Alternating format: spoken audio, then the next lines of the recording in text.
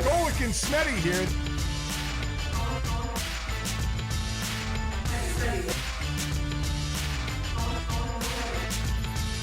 Welcome to another edition of Golic and Smetty. I am Mike Golic Sr., and she is Jessica Smetana, or Smetty as we love to call her. And I really had to say senior this time around because my son Mike Golic Jr., now part of the DraftKings family as well. He's coming out with a daily show, as Smetty and I do a weekly show. He will be doing a daily show. So could be some name confusion in this whole thing, Jess. Yeah, Mike, and I'm really looking forward to having Junior on the show. But now that I'm like aligned with you and I'm your co-host, I think that gives me the ability to talk to him the way that you talk to him, right? Like I have seniority over Junior now. Yes. And also the first time he asks you to be a guest, tell him no. Okay, that's a good idea. Tell him he has to ask me. Or I should charge him. Oh, do that. Oh, yeah, do that the most. Yeah. He's a former old lineman. Old linemen all know where their first dollar came from, so that would be good. So, yeah, he is now part of the family as well. He and I were actually together in Vegas. The big thing over the weekend was, of course, the NFL draft, and we were there with Mike's also co-host and producer, Brandon Newman, will be part of Mike's show. They played football together at Notre Dame, and Brandon has been to Barstool and Fox and different other outlets. And Another Domer, Mike. I know, Domers everywhere. They did stuff together behind the scenes on camera at Notre Dame, and now here they are working together. It's a pretty cool thing. Trick Shot Monday, is that what they worked on? Yes, wow. That was one of the things they did. Yeah, Trick Shot Monday. That makes me nostalgic. Yeah, that became national because that's the year they went to the title game. So that was a whole lot of fun. Yeah, there is a lot of nostalgia there as well. And so we're at the draft, and it was in Vegas. So I mean, listen, there's Vegas stories, and then there's the draft. But it seemed, Jess, overall that TV ratings were down. I've heard first day ratings were down the lowest since it went to a 3-day draft. And you wonder, listen, we've had social media for a while. We've had the ability to just find out a pick every 10 minutes on your phone.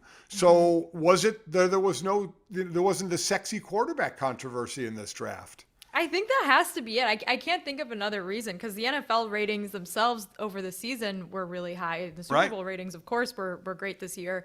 So yeah, I just think it was an off year. I also heard an interesting thing about this year's draft class, which was because of COVID, players had an extra year of eligibility automatically. Yes. So this year was one of the deepest drafts in a long time because there were players that stuck around an extra year. And so on average, players were a lot older in this draft class than years previous. So it wasn't like there wasn't as much of a drop off between like the first rounders and the fifth rounders. But then because of that, like there weren't a ton of big name superstar guys, skill position guys that got people excited to watch. So I think maybe some of those things go hand in hand. They were called super seniors. When I called games this year, that was the term that we used. Again, with COVID, Jess said, I said 100% correct. Everybody had an extra year if they wanted it. So every now and then you get a sixth-year senior when they get hurt for a couple of years. There were some of those who then added the year. I did games where there were some 7-year players. I mean, you should be a friggin' doctor, right? If you're at school for 7 years.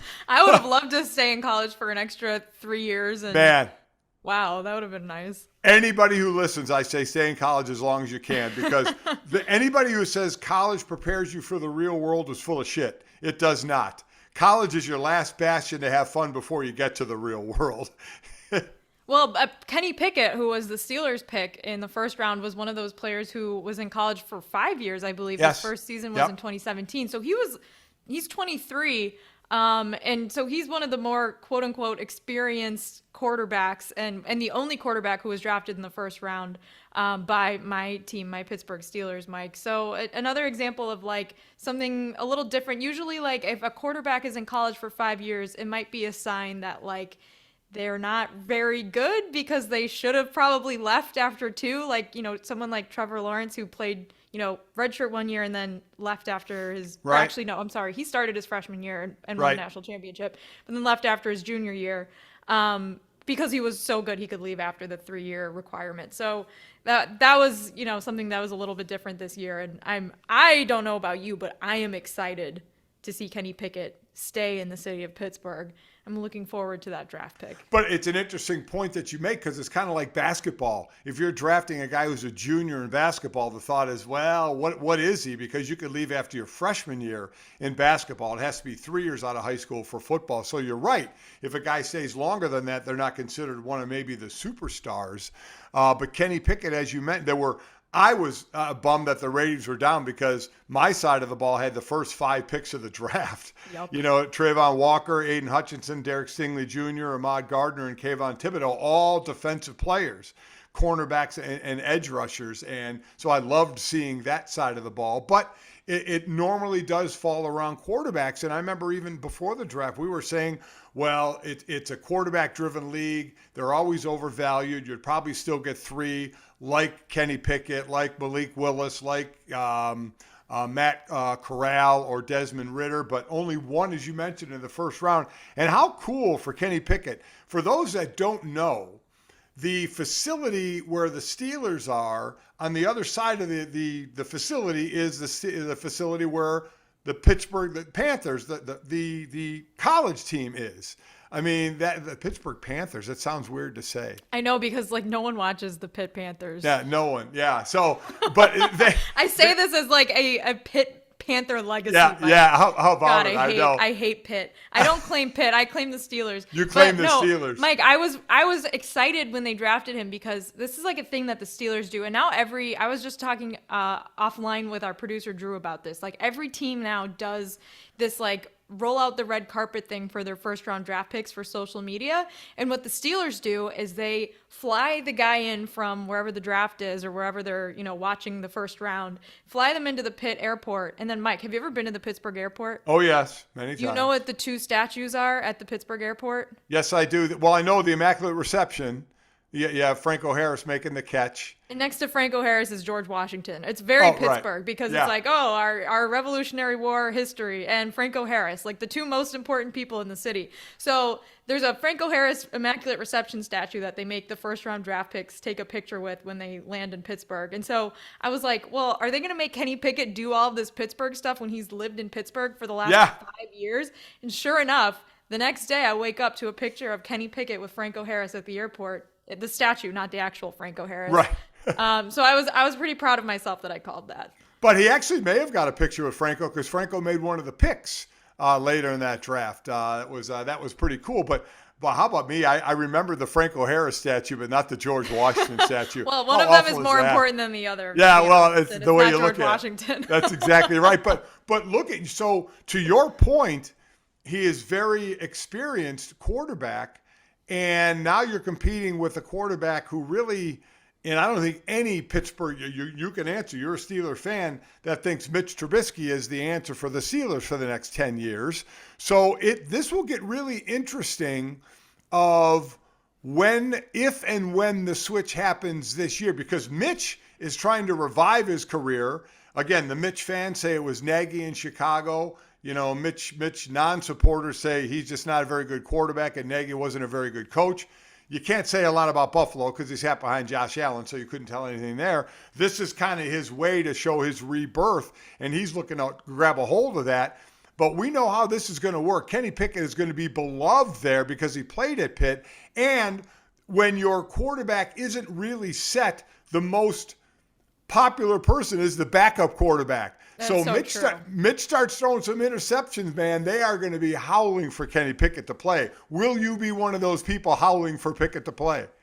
You know what? I'm just happy to be here, Mike. I don't care who the quarterback is, as long as they can hand the ball off to Najee Harris 30 times a game. I'm happy. If the defense plays well, it's a good day in Pittsburgh. I don't know if you noticed this, Mike, because you weren't watching the draft on TV. But I need to get your opinion on this Ed Mariano guy. Ed Marinaro, yeah. Is that Marinaro? I'm more of a Puttanesca person, but Marinaro, fine. So he was announcing the Vikings pick and talked for so long that a producer came on stage and was like, hey, read what the card says. Make the pick, yeah. So if that were you, how long do you think you could get away with talking? Do you think over or under Ed Marinaro? I wonder how long I never timed it because I did that pick last year. I did the second round pick for the Eagles, and I would have never thought. I mean, I made some reference to Cleveland because I was born and raised in Cleveland. Right. So I think I maybe made a reference and did something for maybe 10 seconds. I couldn't fathom doing that. I mean, it's not my moment. It's the moment of the guy's name I'm reading on the card, but some of these guys, I take advantage of that time.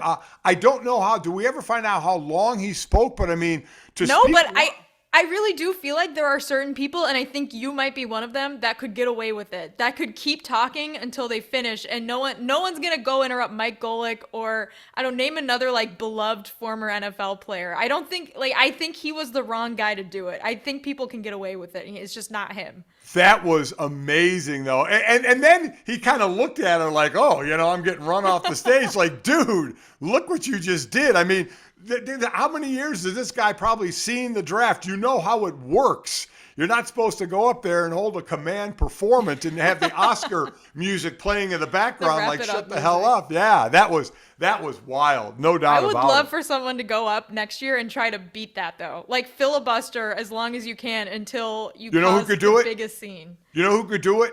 I would say one of the most respected and greatest players and most respected players I've ever seen, and I worked with him for a while at ESPN. He could do it. Anthony Munoz. Anthony Munoz, the great lineman from the Cincinnati Bengals, he would be able to do it. I mean, because this guy, he's like the old E.F. Hutton commercial, which you wouldn't understand. I don't understand any of these references. When the commercial was, when E.F. Hutton speaks, everybody listens, basically. That's Moon. When Moon talks, you just listen. And plus, everybody holds him in such high regard, I think they would be afraid to go out and say, hey, wrap this thing up. So that's a name I would say. Is that like a telegram machine? Like, what is that? E.F. and Hutton was like a money, I think it was a financial place, I think. Okay. If I remember correctly. Like I don't even know. I'm R&B, probably getting that wrong. H&R Block or whatever. Yeah, something I almost said R&B block. Yeah. H&R Block. That's rhythm and blues block. Yeah, there you go. But really, I mean, it was the draft as far, because I still thought with the quarterbacks being overvalued the way they are, that it wouldn't go the way it did. But I mean, the next the next quarterback taken, third round, right? Was the third round. It was Malik Willis went to Tennessee. And then a few picks later, it was Matt Corral that went to the Carolina Panthers. And then it was in the, the fourth round? No, Desmond Ridder went. I'm missing Desmond Ridder. He went before that. He was picked 74. So he actually went before Malik Willis and Matt Corral. Ridder went to the Atlanta Falcons, which is going to be interesting because Marcus Mariota is there. And now the head coach, Arthur Smith, they were together, him and Mariota, in Tennessee. But Mariota has not, lit the world on fire since he's been in the league. So, and Desmond, I kind of cringe when they say it, and I get it. You're young, you're energetic, you have a lot. And he said, I'm not leaving Atlanta without a Super Bowl, and it's like, dude, just enjoy the draft, enjoy your pick. Let's ease up on the bold statements that are coming out. Just something I just don't think has to be done. But as my son has pointed out, with the younger generation, they have no problem kind of putting things out there. Oh, that's absolutely true. We'll just say whatever we want because there's no limit to how much we can say and where we can say it with social media now. Like, you can just say anything now. I felt very indignant watching so many Cincinnati players get drafted, by the way, because Notre Dame having lost to them last year and being told that, like, well, maybe Cincinnati wasn't that good after all, and then they made the playoff. I was like, well, look at all this NFL talent. Isn't that interesting? But that's just my own Domer rant, so we can move on. I'm with you, though, and we're going to talk in a bit to Mike Tannenbaum. Mike Tannenbaum was a GM in the NFL for years, and he was my teammate again at ESPN. So I really kind of, not so much breaking down the draft, we can do some of that, but just the thought process in the war room, because what are you going to hear today? Every team got every guy that they wanted. Oh, yeah. How true is that, or how much bullshit is that? That's one of the things I want to find out from Tannenbaum. When you're going through the draft, all of a sudden your guy's not there and your next guy's not there. What's going on in there? So we'll talk to him in a little bit. Jess, I'll tell you what, I'm always asked, when there's big events, should they only be in certain spots? And I'm one of those, like, yes, I know they'll move around, But because I always think of it from my standpoint, how does it work for me? Oh, How does of it course. affect my job, right? Like my NFL draft recap so far has been the Steelers and Notre Dame. Like I Yeah. am 100% about me all the time. So when I would go cover a draft or NBA Finals or a big event, it was always about where was the set for our show and how easy was it to get there. So that's how I look at everything. And one of the best places had been New Orleans because you walked everywhere. You didn't have to get in a car and drive and get caught in traffic anywhere. So I liked that place an awful lot. Let me tell you, I had never been to Vegas for a function like this. Phenomenal. Jess, it's fantastic. Now, as long as you're staying in the area where everything was, luckily I was at Caesars and everything was in that area. They have this area called the Link Promenade, and it's a long street. Not like a driving street. It's like Bourbon. It's like a street in Bourbon Street. Where everybody walks and has a drink in their hand. There's bars and restaurants all along that way on the way to where the draft was. It was fantastic. There was so many people there, but everybody was cool. Cops were out and everybody was pretty respectful, but there was a place for everybody. And I thought, man, this is really great. So I'm thumbs up for big events in Vegas because they have the area, with the strip and the casinos, but they have the areas to handle all the people. It was great.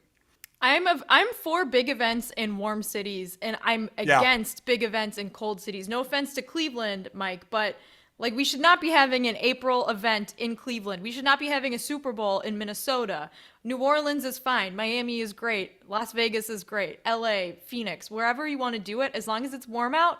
And I bet everyone will have a great time because you can just stand outside with your beer and watch whatever, NFL draft or game or F1 race, whatever it is, and have a good time. Yeah, it's all about how long it may take you to get to where you are. Because I'm with you about warm weather.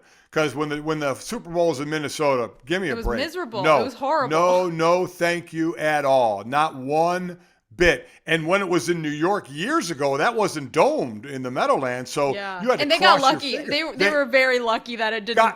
Because the sleet next that day. week it snowed. The next week there it snowed. But then you go to a place like Dallas when I did a show there all weekend, they had the snowstorm. Or Atlanta when they had the ice storm. But I'm not going to lie, Jess. Cold, yeah. Jess, I'm going to tell you there are some warm places that should never, ever, ever, ever, ever have a big event. And I hate to say it, but it's where you live right now, Miami. Really? It's awful. Miami is awful for a big event. You can't go 2 miles. You should walk it because if you get in an Uber, it's going to take you an hour. And That's listen, fair. I get it. Everybody comes to town. I understand that, but it is horrific to it's move bad. around. The infrastructure here on a normal weekend is awful. Oh. When there's people in town, please. The two of the worst, I would say 3 of the worst weekends since I moved to Miami. The first one, Art Basel. There were so many cars out on the streets, like this big international art festival. The second one, spring break, like the week of St. Patrick's Day. So many people outside, so many cars, so much traffic. The third one, the International Boat Festival. Mike, it took me hours to get across the bridge. Just for one trip across the freaking Miami Beach bridge. It took me hours to get across this bridge. It's like a 3-mile bridge. Not even 3 miles. It's not that far. Okay. It shouldn't have taken me an hour. It's usually a 5-minute ride. It was horrible. It took me forever to get across the bridge. I don't want Miami Freaking involved boat at all. festival. The only good thing that happened was the fact that my show was so early in the morning. It starts at 6 and we had our set on the beach the last time the Super Bowl was there. And I had to be there at like 5. So it wasn't like it was real traffic at 5 in the morning. But God, when it was over, holy smokes, getting anywhere, just brutal. So I know Miami's the Formula One race will be fun this weekend then. We are going to talk about the Formula One race because that's going to be right in your backyard. I really look forward to that. But like I said, we're going to have Mike Tannenbaum here in a few. But I liked Vegas for it. I thought the setup was great. And I wonder as I hear more and more about the ratings if it is going to be about the quarterbacks. Because next year you have C.J. Stroud from Ohio State and you have Bryce Young from Alabama. those are probably going to be the two names you hear all year for maybe a 1 and 2. So there's going to be kind of that sexy quarterback battle of who's it going to be. And we're going to get back to watching how a guy throws a ball in shorts and a t-shirt and ooh and ah over it. But I wonder how much of a difference that's going to make. And as I mentioned, we're joined now by Mike Tannenbaum, who's been an exec in the NFL for many, many years, my former teammate at ESPN as well. Mike, appreciate you joining us. We really do. Always good to be with you, Mike. Great to see you. And so Jess and I, we were breaking down the draft a little bit of what we saw. We were there. I remember I saw you in Vegas. First off, we were just talking, Jess and I, about places to have big events. And I had never been to Vegas for a big event. I thought it was really good. That place where we saw each other, where we were walking that Link Promenade, what a great area. It kind of reminded me of one street on Bourbon Street where everybody could just hang out before you got to the draft. Maybe it's like coming out of COVID. I don't know what it is, guys, but like I couldn't believe how many people were there. And I think my wife told me she read that this was the biggest event in the history of Las Vegas, which is just astounding to me. Yeah, I'm stunned by that as well with all that goes on in Vegas. And it was also the first time the draft went on the West Coast time zone. So it was, still light out for some of the picks there. So, as I said, Jess and I were kind of breaking down the draft, but I wanted to look at it from inside the war room because the day after the draft is always a day. And I want to get how you did this, but we always hear every team got the perfect guy, got exactly who they wanted. And I mean, that can't be true. So take us back in the day in those rooms, and then let's start after the draft. Are you sitting there saying, yeah, we got everybody we wanted?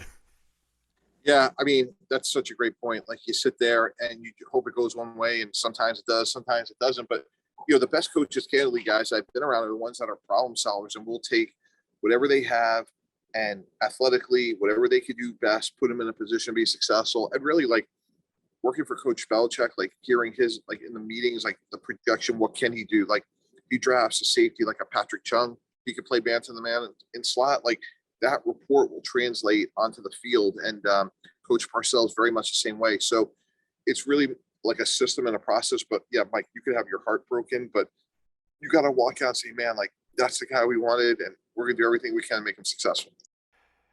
Is there a draft you can remember where where you didn't let on, but where I can't think of another way to put it, that your heart just sank when a pick happened and you were just like, oh shit, we're in trouble here? Yeah. It was one of my last drafts at the Jets where there was a couple of guys we were looking at.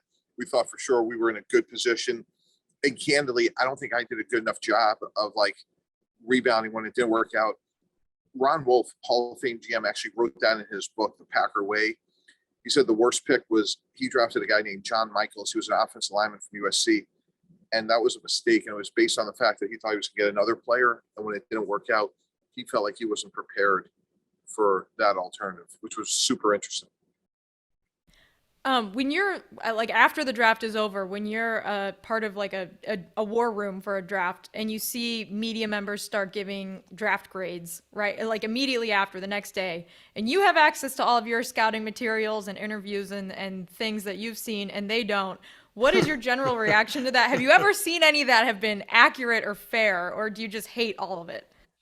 Well, except when it's good, then I So, it's a great question. It's one of those things where you always say, oh, I never look at that. And everyone looks at it every year. And, poor, the Mel Kipers of the world, like they started like these draft grades. And I mean, it's really like, if you think about how dumb that really is from a standpoint of like the draft just happened and you really don't know for 3 years. And what's remarkable is like, we're taping this right after the draft. Like take Devin Bush of Pittsburgh. They declined an option thing. Right. I think he's a really good player. He's been hurt. You look at the Raiders, they had 3 first-round picks. None of them had their exercise option. Abrams a good player. Jonathan, Josh Jacobs. Farrell certainly hasn't worked out. But point being is like here we are 3 years later, and there's still massive question marks. So how in the world are we going to know what they're like 24 hours after the draft? I'm always interested, and this is the process. You have the process of a college football season that you watch. It could be a few years of tape to watch. And then from basically January to the draft, all these guys are doing are wearing shorts and a t-shirt. And how the evaluations sometimes change. Can you kind of take us through that process of what you get on a player when their actual football season ends and how it changes and why it changes when they're only in shorts and a t-shirt? So one of the guys I really looked up to for years was a guy named Charlie Casserly, who was a longtime GM. And I asked him quite a bit about this. And he actually told me that when he would study it over like a 20-year period, that the most accurate grade was the grade that happened at the end of the season. So call it like December 1st. And then you go through like, the Senior Bowl and the East-West game, and then you get to the combine, and then you have pro days and you have visits, and all that late information, typically, not all the time, but it is not as accurate as the pure football grade. And what they do on the field in the role that you're drafting them to do, that is where you're going to get, and it sounds so simple, but we have a tendency to complicate things. We also have a tendency to value information that comes in late when we probably shouldn't. Go back to like where we were in the fall. And I'll tell you guys a great story. Going back to 2016, I'm in the draft with the Dolphins. We have a good left tackle, Brandon Albert. Number one guy on our board is Laramie Tunsil. And we're thinking there's no way Laramie Tunsil is going to be there. Tennessee had the first pick. They'll take him. And he was found doing something on videotape, right. Spooked a lot of teams. He fell 13. And we fell back on our reports from like September. Like, he was great with his mom, great teammate. Academic support people liked him, trainers liked him. And we're like, well, if we believe in our process, here's a good person made a mistake. Like, this is a great opportunity for us. Is there, as far as quarterbacks, because that's always like the thing we zone in on, when we get to a quarterback pro day, outside of being able to see him do stuff at the chalkboard or go over film with you or do stuff like that, strictly on the field, can you really learn after seeing football tape on him? Can you really tell anything more just on the field of a pro day? Yeah, I think there's a couple of things you can look for. I think it's even more like defensively, like from a standpoint, Mike, like, and I've worked for a lot of those guys where like me and Gene, Belichick, Parcells, like they one of those 3-4 guys that stand up. You want to see if they can move. So like movement skills, you want to see things you can't see on tape. Other things you want to look at, I remember like with Mark Sanchez, when we got to his workout, there was like 25 people there, like high school kids, college kids, like former pros. And some people just have like leadership, and Mark had that. So you want to see things that you can't see on tape. I want to ask this one for Jess. Kenny Pickett, the only first round quarterback, and he goes from Pitt to Pittsburgh. And what are your thoughts first on him as a quarterback and what that competition may be like with Mitch Trubisky? Yeah, so I see him a lot like guys I've had like with Chad Pennington. I think he's like Matt Schaub. I've seen the Andy Dalton comparison. 4-year starter, 42 touchdowns, 7 interceptions this year. Better athleticism, in my opinion, than what I think people thought. And I wouldn't be shocked if he beat out Trubisky. Now, I think Trubisky benefited a lot by sitting for a year in Buffalo. But my opinion is like I think that was a really good pick. And this is a team that we actually counted guys. There was like 244 missed games last year from the Steeler defense. And then when you add to that Pickens that they drafted from Georgia up an injury, and then also Najee Harris, but for the division they're in, I think they have a chance to be pretty good. I like to hear that. We got a Steeler domer here. Yeah, exactly. Yeah. So when you see something like what happened with Cole Strange in the first round, the Patriots picking a guard from UT Chattanooga. You see Belichick picking him in the first round, someone who the Rams said they projected to go in like the hundreds. Do you chalk that up as just Belichick being Belichick, or does he know something there? And is he not actually reaching for someone who should go later? Jessica, what's interesting to me was they traded away at 21. I thought they were going to take Trent McDuffie. They lost Stephon Gilmore. They lost J.C. Jackson. I thought McDuffie was like a scheme, versatile guy, like could play man-to-man, could play zone. I was shocked that they trade back.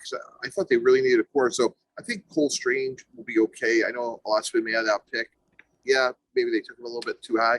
But I thought, when they lost to the Bills guys, they never punted it. I think that New England defense, to me, it's not the same. I was stunned as well that they didn't take McDuffie. I thought for sure they were going to do that. Again, Strange may do fine. They lose Shaq Mason. They need a guard. So let's see what he can step in and do. But that doesn't help the defensive side of the ball. Mike, as far as war room things that go on, it's got to be, is there a clear delineation in the war rooms of who's making the final decision and how tense can it get in there between people?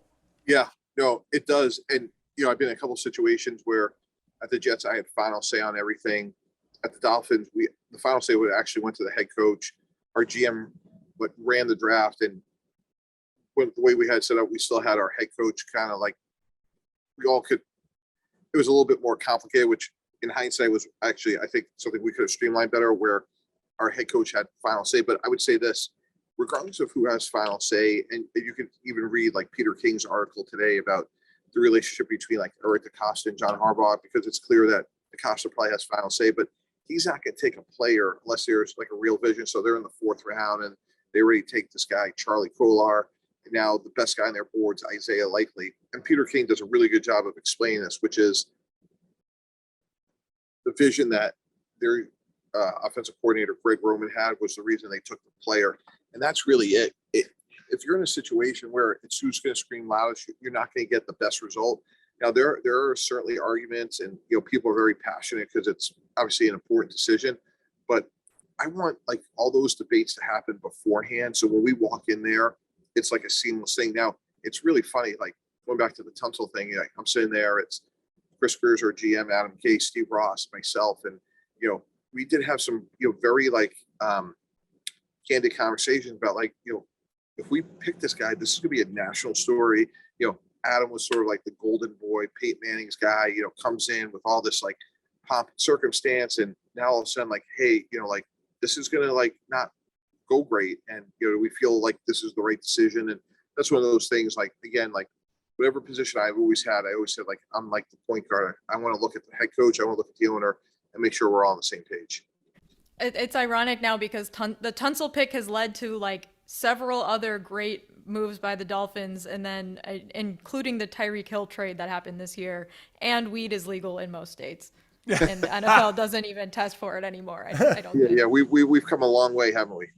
Yeah, that had to be something when you made that pick, knowing full well you had to walk out into a presser and then discuss all of that. I'm not going, you go. No, you got to go out there and talk. Yeah, you're right. Yeah, you go. Yeah, right. That's going to be a hard one to explain to kids in like 20 years. Like back in the day when no one talked about marijuana and it was super illegal for a football player to smoke weed, this crazy thing happened on social media. And you couldn't bet either. Yeah. No, exactly. And now we have the draft, a team in Vegas and the draft in Vegas. And how many years ago Tony Romo couldn't do a fantasy draft in Vegas because the league didn't allow it. It's just amazing where we've come. So I'm still so fascinated about the war room. So if you have a pick in mind and that guy is gone, how many down the line do you have of players that, okay, if that guy's gone, that guy's gone, how many deep are you that you just go to the next guy? Yeah, you want to go 5 deep. You really have to you have to sit like we're going to take him in this order. And again, like Mike, what we want to do is like you want to have the offensive coordinator there or the defense coordinator there. Like, so hey, if we're going to take Mike Golic, like what does he do well? How's he going to get to the game? What's the vision? Who's he competing with? If we're taking an offensive player, like same thing. And again, I thought the article today, the way Peter King described that moment with Greg Roman and taking this other tight end was like a great example of that. You look at this draft and it's like any Jet fan that I know, they don't want you to say it was a good draft because they always feel like, they're snake bitten. But I mean, they had a really good draft. When you look at their draft, I mean, it's like you got to believe they hit something right here and could eventually dig themselves out of the hole that they're in, don't you? Yeah, I mean, I couldn't believe like where they've been in last place 5 of the last 6 years. Yeah. I mean, unbelievable. They got 4 really good players. I think this kind of transition into this feel-good honeymoon of a new head coach, rookie Zach Wilson. Like you got good players. Go like they should show meaningful progress this year. Has there ever been a moment where you've come close to just like throwing a dart at a dartboard with names on it to make a tiebreaker decision between 2 players? When you get later into the draft, like Coach Parcells taught me, said like you want to draft like attributes, and like you're sitting there in the 5th, 6th round, and you're saying in the back of your mind like this is obviously an important decision, but at the end of the day, neither one of these guys, it's not franchise changing, and like you certainly want to have a collaborative effort, so you want other people to feel like, well, who do you like and why, and and in the back of your mind, you're like, if either guy makes it, we'd be doing backflips. Yeah. Except if it's Tom Brady in the 6th round, I guess. Yeah, with the 199th pick. Yeah. Jeez, oh man, yeah, incredible. So we're in a what have you done for me lately, or we're in that, I should say, more the microwave society of we want it to happen now. What's fair, and I know fair doesn't always matter, as far as how long a guy should have to prove what he can do in the NFL? Like, that's so interesting because I was with Pennington. He sat for 2 years, and if Chad Pennington was on this call, he would tell you that he benefited by sitting. Now with these quarterbacks, it's, but now I think Malik Willis sitting in Tennessee, Ritter sitting in Atlanta, like presumably if it sits a little bit in Pittsburgh, like I think that's going to help them. I think that's one of the things that's really important for this quarterback development is managing expectations. Do we think that, the ratings from the TV side of this were lower than they've been? Do you think it was because we didn't have the sexy quarterback conversation? I think it's what you said earlier. I think it was the time zone difference, and I think it was the quarterbacks. I think, let's face it, like Jacksonville and Trayvon Walker, that's pretty much like the least compelling storyline possible. Now you hurt my feelings. The first 5 picks were defensive players. I thought it was a great draft. Getting defensive players. I didn't say it wasn't a big draft. Oh, Mike, we do appreciate the time very much, man. I mean, the draft is always fun. I would love to go to Vegas again and do it. Do you have? I'm sure you had to pick. Who do you think had the best draft? Yeah, outside of the Jets, I'll tell you, I thought Detroit, because I thought they got, of the 3 best players in the draft, in my opinion, they got 2 of them. They got Aiden Hutchinson. Like, my 3 best players were just as football players: Hutchinson, Sauce Gardner, and Jamison Williams when healthy. And I love when they went up 32-12. And I think they got the next Tyreek Hill if he's healthy. Oh, I love him. What a great route runner. I think he's fantastic. And Aiden Hutchinson and Dan Campbell are going to headbutt before every practice. It's going to be pretty fun to watch. Mike, always enjoyed having you on when we were together at ESPN, and certainly appreciate the time now as well. Yeah, thanks so much. I really appreciate you having me, guys. Big fan of you, and keep it rolling. I always enjoyed having Mike Tannenbaum on when we was doing a show at ESPN. We used to do the napkin thing, Jess. We used to ask him questions, and he would have the answers written down on napkins and hold them up. It was a weird thing, but it was kind of our thing. It was kind of fun to do. But I'm always so interested in the war room. Plus, the war rooms, when they were showing them this year, there must have been 20 people in each of them. I'd be like, put 3 people in there. I mean, what are we doing with all these people and these hanger-oners in there? Yeah, my favorite thing was during COVID when Jerry Jones was just doing the draft from his mega yacht, and you could just see his boat in the background. And then this year, the Cowboys draft room looked like literally the Death Star. Like my boyfriend and I were watching it, and we were like, they could not have made their war room look more evil. It was like all black. It was just like terrifying. Everyone else is in like an office, and Jerry Jones and the Cowboys are in like this kind of like creepy, ominous room. It was, and I think, like Mike said, I think a lot of people maybe were just happy to be back because remember in COVID, the commissioner, Roger Goodell, was making picks from his basement. From a leather chair, yeah. Yeah, you had Cliff Kingsbury with that great shot of his house in Arizona where he was doing stuff. I mean, but now, everybody in the world is back. But that's Bill Belichick's dog. Bill Belichick's dog. Oh, Nike, yeah. He can't even blame the dog for drafting. I keep saying the right name. Cole Strange. Yeah, Cole Strange. That was definitely, and there's always a pick in the first round. I want to move on to something you're going to be hopefully very involved in, but there's always that one pick, and that was it for the first round. Always that one pick in the first round, and it was Cole Strange again. And I keep saying Curtis Strange because he's like a 70-year-old golfer. Yeah, exactly. Yeah. Cole Strange is a very physical offensive guard. I know who he is. But what was interesting is they showed, because you mentioned it, the live view of Les Snead and Sean McVay. They were doing a presser when that pick was made, and they kind of laughed. And the last thing you heard Sean McVay say, we had him in the hundreds or something like that. And here he goes, 29 in the draft.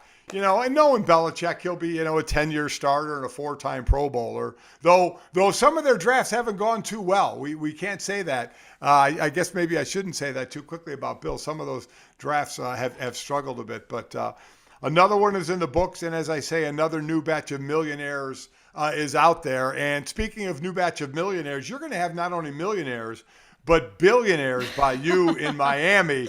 F1, the F1 series is coming to Miami. You've been into F1. I am just getting into F1 more and more, really fascinated by it, by the teams and the expense and the money and the driving and the tracks. And it's going to be in Miami. So are you set to have the F1 world crash down on you? I'm not ready for it. I'm scared, Mike. So I have a media credential, so that's the good news. I don't know where it allows me to go, but I will be there in some capacity covering the race. I've never been to an F1 race before. I know that the engines are so loud that you have to bring little earplugs, because I went to this Formula One Red Bull event a few months ago, which is actually where I got this Miami Grand Prix shirt that I'm wearing right now. Nice. There you go. For free. Hell yeah. Yeah. And they were building a car in a garage and showing the people who came how they do all of it. And they gave us all earplugs, and I put my earplugs in, and then they started the engine. And I thought that I had completely lost my hearing for 5 seconds because it was so loud. It was crazy. So I'm imagining that times 20 in on a racetrack is just terrifying. Is it a high pitch sound? It's not high pitch. No. You feel your rib cage rattle when it's so loud. I can't even describe it. It's unlike anything I've ever heard. So I'm a little scared. I'm a little excited. I'm a little confused about the logistics, because like you mentioned, getting around Miami on a good day is tough, and getting around Miami during an international motorsport event is probably going to be close to impossible. But I'm really excited for it. I'll scope it out for you, because next year, obviously, you and Ben and I are going to be back. Yeah. We're going to figure it out. But it is one of the most expensive sporting events to take place in Miami, ever. It's the price of the tickets are crazy. So what I don't know, is it a road track out there or a track? It's technically, they're calling it a street circuit, but it's not really on a street. They constructed the track as part of the Hard Rock Stadium's parking lot area. Okay. So I don't know if you were at the Hard Rock for the Super Bowl, but it's a big outdoor stadium. Yep. They have a world-class tennis facility there, and so they built this around and through the parking lot and around the stadium.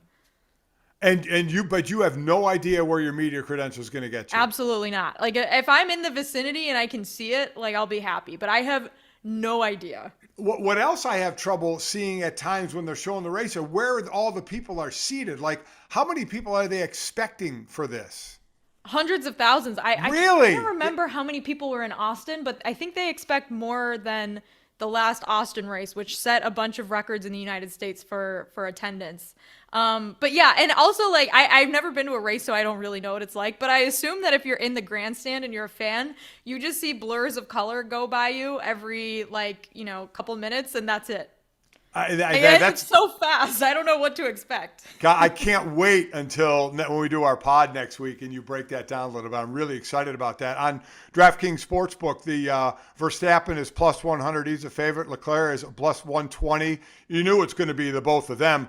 Lewis Hamilton plus 4,000. I mean, this Mercedes group, and again, we're not talking about Lewis because, again, the Mercedes, the guy running the whole show, what's his name again? Toto Wolff. Toto? Toto the dog? Yeah, okay. Exactly. Okay. I mean, he says the cars aren't worthy of Lewis Hamilton. That's pretty cool to say. Reportedly, Sir Lewis Hamilton, the car gave George Russell lower back pain because it was shaking so hard in the last race. Well, yeah, they said on the straightaways, bouncing up and down. Wait a minute. He is Sir Lewis Hamilton? He was knighted. Yeah, he was knighted after the most recent F1 season. So who knighted him? Do you know?